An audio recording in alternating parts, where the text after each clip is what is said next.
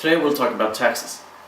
I will compare the US to Hong Kong, and I will start by explaining why this is interesting to you. So, why is this interesting? Well, it could be a deciding factor in where to live and where to work. There also seems to be a lot of misconceptions about taxes. I'll try to straighten some out.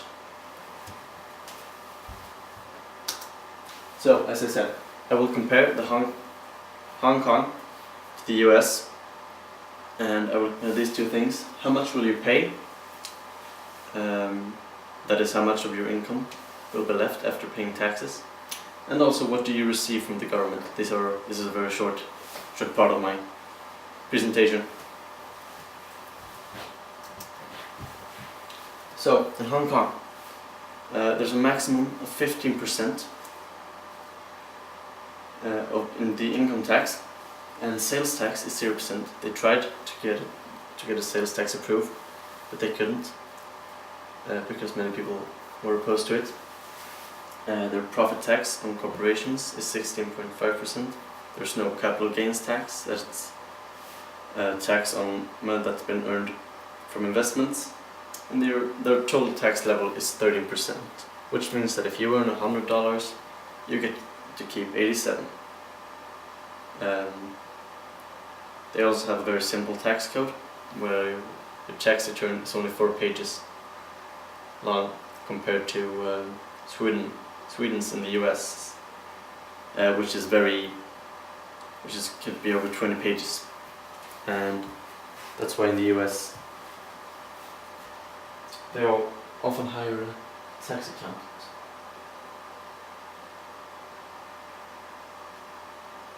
So, income tax. I've left this blank here because there are so many states in the US, and they all have different incomes and income taxes.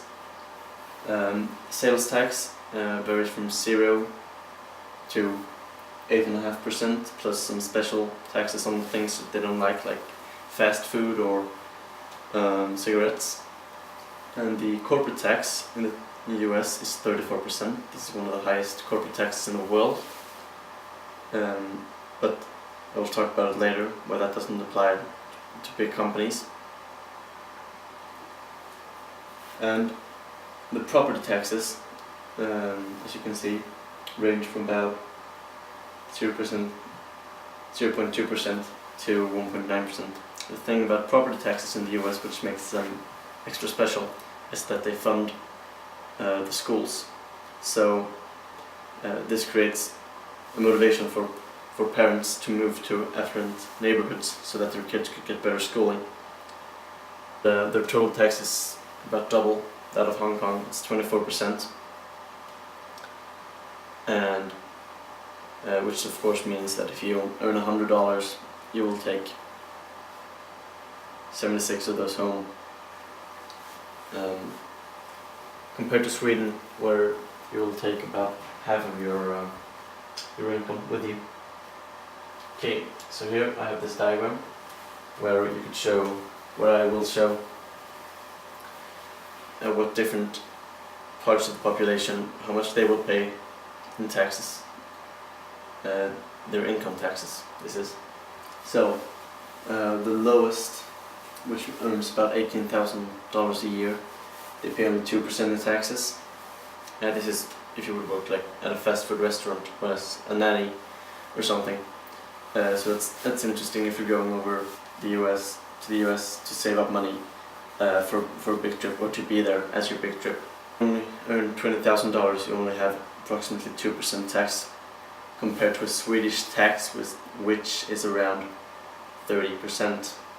Now we will move on to where we want to go, to the middle class. They pay approximately 12% of their income in tax, and their income is averagely $64,000. So now if we go over to the top 1%, which you've probably heard about from the Occupy Wall Street movement, their average income is 1.8 million, and they pay 20% in tax. In Sweden, somebody who earns that much would pay 55% of their income to taxes. And if and this tax rate stays pretty stable from the highest 25%. So the US system is very progressive in its tax from the beginning, but then flattens out towards the end. And then we have the billionaires who only pay approximately 16% in tax, and this is because most of their income come from capital gains, which are taxed, as I said earlier, at around 15%. What is worth to remember about capital gains is that that is money that's already been taxed at least once. So, loopholes and deductions. The US tax code has a lot of loopholes. This is because the deduction system, where you've started off with a tax that is a lot bigger than the one you're going to pay in the end. The system of deductions comes because of politicians want to get elected, and then they give deductions to special interest groups and special things so that they will vote for them. For example, if they target families, they will have a deduction for big houses or for moderately big houses, so that big families can move there. This creates a lot of loopholes for tax accountants to look at, and this of course is not a good way forward for an economy to spend money on avoiding tax instead of driving innovation forward. So then you have the other question: what's included? Well, the US government is getting quite bloated under President Obama, and it has actually been getting bloated during the whole period of the US being a state. This is because people want to get their entitlements and politicians want to get elected. So instead of doing things for their own, even if this is a big, and politicians want to get elected. So even if you believe in freedom, as many Americans do, they still want their money from Uncle Sam, as the government is sometimes called. The Hong Kong government is very limited. They do, however, have a big public housing system where over 80% of the population lives, which could be seen as a very socialistic move to subsidize housing.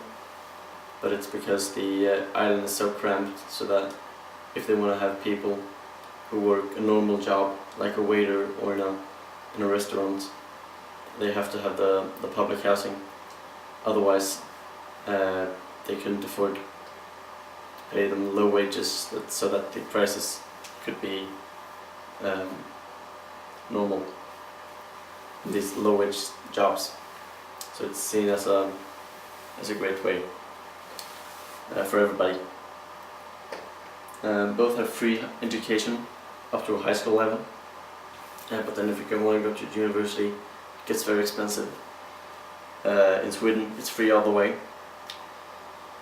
And in the US, the government could give you subsidized loans and grants, and they have spent big resources on education in both the countries.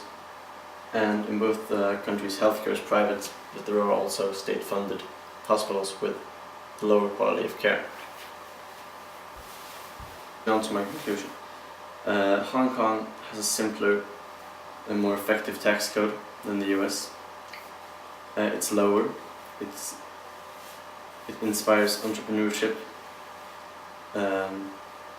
by having the same rules for big and small alike, and the simpleness I think is very, very appealing to me. That was all of my presentation. Thanks for listening. Goodbye.